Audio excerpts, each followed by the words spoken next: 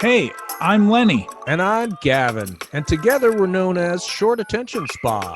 You're listening to our new dailyish podcast, Comedians Calling Comedians During Corona. Our live shows got canceled, so we're planning to go viral instead. We're setting out to flatten the curve and give you and ourselves some laughs each day by calling comedians from around the world. Sometimes our moms might be on too. Mom, we're recording a podcast. We're available on all the podcast platforms like Apple Podcasts, Spotify, and all the other ones. Please subscribe, and you can watch the video version of this call on our YouTube channel, Short Attention Spa. Today is March 27th, 2020, and this is episode 9. Our guest today is a stand-up comedian and improviser based in Barcelona, Spain, who produces English language shows like Drink, Drank, Drunk, and Hush Hush Comedy. Let's give Luke Meginsky a call. Hey, guys. Hello. Hey, Luke. How are you doing? Hey, Luke. I am excellent. Fantastic. How are you guys? Well, we're doing pretty well, too. I'm glad you're feeling well. Thanks for joining us. We're here in Canada. Ooh, my favorite part of the U.S. Ooh, yeah. ouch. Well, I tell you right now, we're happy that we're not part of the U.S. because... Me too. I'm happy that I'm not there. Yeah. time. But where are you? Yeah. Why don't we start by just saying hello? Where are you located, Luke? I live in Barcelona, in Spain. And Is that where you're from originally? No, I'm from Western Massachusetts, so not so far from Okay. Canada. And we definitely went up there when we were younger to some strip clubs and to drink underage. So I'm very familiar with Canada, but we didn't go to Montreal, so I don't know the name of the town that we went to, but we went up from Massachusetts. That's what I remember. Up from Massachusetts. That's Okay. yeah. Somewhere You know what maybe in that is, Ontario. Fredericton? Somewhere in Ontario or Quebec. No, yeah, maybe. Quebec, Listen, probably. we don't know. We don't know. But and then Well, thanks for joining us today. and then you moved to Barcelona as an adult. As an adult, yeah, exactly. I've actually only been here for a little under 3 years. So I wouldn't say it's new, but yeah, it's definitely, I didn't grow up here. So I'm still a foreigner. Right, and you What's do it like being a Sorry, go foreigner ahead. in Spain? Say that again? So what's it like being a foreigner in Spain? I mean, before this. Before the wonderful events the last month. I would say that it is terrific. I mean, everyone has their own experience, right? So for me, one thing I wanted to do was improv and stand up. And I was in China at the time looking for places to go. And I was dating a girl who'd moved to Barcelona from the US. And I started looking online to see what they had for stand-up, and they had a couple big shows, not much. And then when I got off the plane and settled in after the first 3-4 weeks, I was so taken back by the shows they did have here, and jumped right in. And I feel like, unlike New York City, which I have a lot of love for, I felt like the Barcelona arts comedy scene just sort of welcomed me in right away. So I started enjoying it from like week 3. Right on. So that's you followed the same migration pattern as the coronavirus has followed then, right? Yeah, I mean, it's controversial. Like a lot of people have a strong idea that maybe I had something to do with it. I was on that bicycle. That's the newest theory. There's a soldier on a bike or something that brought corona to Wuhan. So maybe that was me. Maybe it wasn't. I didn't live there, but I do love riding bikes. And Yeah. Inside, I feel like a soldier, but maybe more like a sister soldier. I don't think the soldier that most people think. No. Well, there, you know, there, yeah, there's, I guess, that brings us, you're obviously there in Barcelona. We're here in Canada, and we're at different points in the contagion of the virus. So we've heard a lot about Spain and Italy because you're at the top of the charts right now. So, like, can you tell us a little bit about what it's been like for you to be there during this, and what's been going on, and how things have changed? Yeah, well, you're looking into the future right Mm-hmm. now. Give it some time, you guys. Well, hopefully Canada.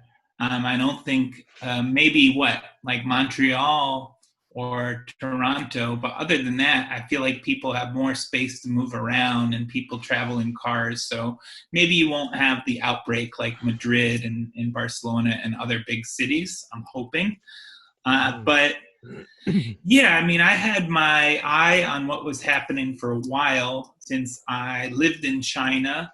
I work for a Chinese company 3 hours every day. I taught Chinese students. I had a Chinese lover when I was there, and I still keep in touch. And she's just telling me on the ground, this is what it's like, quarantine, and this is what happened with my job. So I kind of learned about how serious this was months ago through her in particular. And I couldn't really foresee that it would come to Europe. So that was a surprise for me to start learning of it creeping up in Italy. And then when it hit Spain, I was definitely taken back. And I don't think anyone here was prepared, whether it's the government, my neighbors.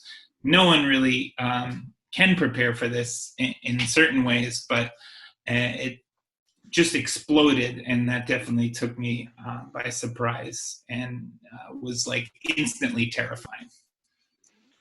Right. So have you been self-isolating indoors for a while now? Yeah, exactly. I live with my girlfriend, and we have been isolating maybe 3 days before the president called for a national lockdown. So we did a little pre-isolation, seeing like the tidal wave coming. So you guys are in isolation too, or no? Yes. Yeah, we are. We're not in lockdown, so there are still people can go out to the grocery store, and I mean, you know, there are still takeout at restaurants and stuff. I don't know if that stuff lasted all through your isolation or if it's still ongoing there. The takeout part. Yeah, that's still going on? No. I mean, once the president called for lockdown, I think the takeout that just stopped immediately. But maybe some people have found places that deliver, but I know I haven't, and I'm pretty sure that was part of the deal. But you know, Amazon delivers, so I'm thinking they have some snacks. I'm sure they have like giant buckets of nuts, so people can still get some food delivered. And I don't really know about the food delivery service if you have a membership supermarket nearby. I think that exists. I just don't know if that's happening. Right. But yeah, I definitely don't feel comfortable getting delivery, even if it was available. So I don't think I would do that even if that was possible. But are you able to go out to get groceries or to get supplies as you need to? Yeah, everything's good in that way. I rather look forward to it. It's a little nerve-wracking for sure. Definitely taking precautions like everyone going to the store around here in Barcelona. But yeah, I mean, it's basically every Saturday. My girlfriend and I, we go out and we try to get all the supplies and food for the week, and then rinse and repeat. But I think we're only on day 13 or 14. I'm not sure at this point. So we'll go tomorrow. And I think I am going to try and do the bra mask, just because I've always wanted to wear a bra, and now On your I face. get to wear one on my face. Right. So I'm looking forward to cutting out her bras. It's usually something you do when you break up. That's the only place to wear a bra, as far as I'm concerned. Yeah. It's either in your face or outside. So I'm just like trying to take it to that next level. And I've seen how they do it online. And my friends in New York, they're using bandanas, which I think is cool. Mm-hmm. In its own It's a little more New York. Yeah. Yeah, it's a little more. Yeah, it's pretty street. But I'm looking forward to just slicing and dicing that bra and just going out there looking like Bane. Well, like Bane in a bra. Wow, yeah, a real mask sexy fashion. Bane. That's right. And when you do go to the store, is there stuff on the shelf? Are people panic buying? Because I'm sure you've seen what's happening in North America with the toilet paper. I know in Spain you probably all have bidets already, right? I don't have one, but yeah, a lot of people do have bidets. I don't know if they're cleaning their ass. And when I moved from an apartment with a bidet, but I just basically put my dirty clothes in there, so I did not make use of the bidet. It was like a makeshift laundry pile. Okay. But are people, I mean, are you seeing the effects right now, not of not having a bidet, but of actually people around you? Are people dying, like your neighbors and stuff? Oh man. Whoa. Not that I know of in my building. We hear ambulances more than ever. And so that's a new thing. It's not a new sound, but it's a lot of the same sound. But I would say in my neighborhood, because I live in Gracia, and I don't think the outbreak is as bad as it is in other neighborhoods, but I really don't know the specific statistics of Barcelona. I just know that Spain is really bad. And yeah, I'm thinking my girlfriend's maybe friends or colleague's friend, I think, has been sick. But I don't know anyone that's died, thank God. But I'm sure it's happening, and it will happen today and tonight and tomorrow until we get a hold of this. So I think that's rather terrifying. Yeah. What about you guys?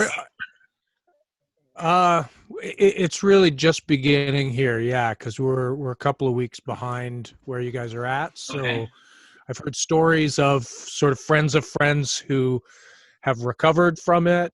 I personally haven't had anybody close to me that's gotten it yet, but yeah, like you say, it's probably only a matter of time now. Yeah.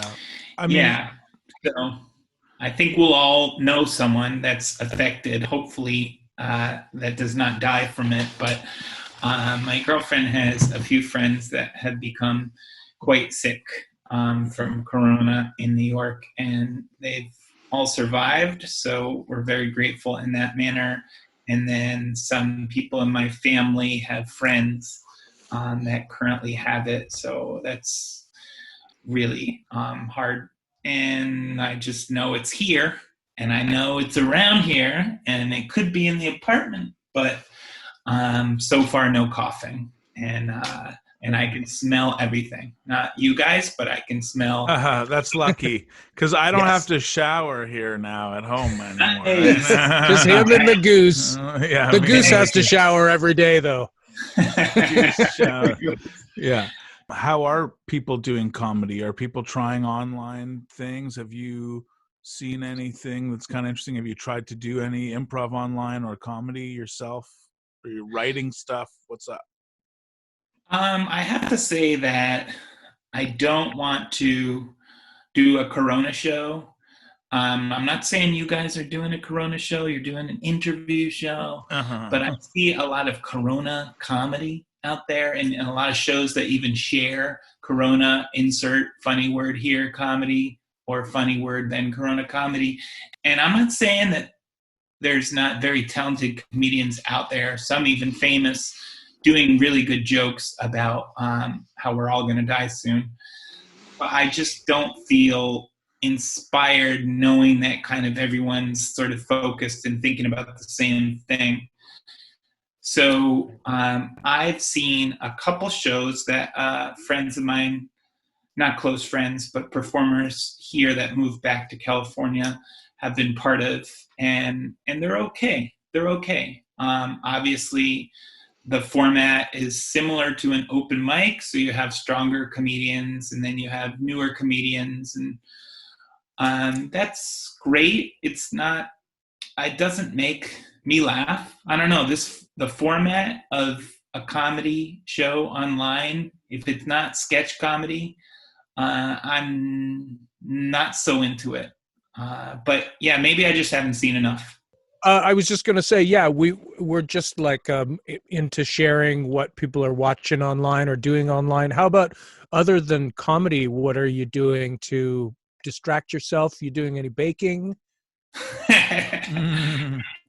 Well, like the first few days, I created a spreadsheet, and I gave myself a pretty strict schedule, and that included included a time to read, which is nice because I need that in a schedule or else I won't read.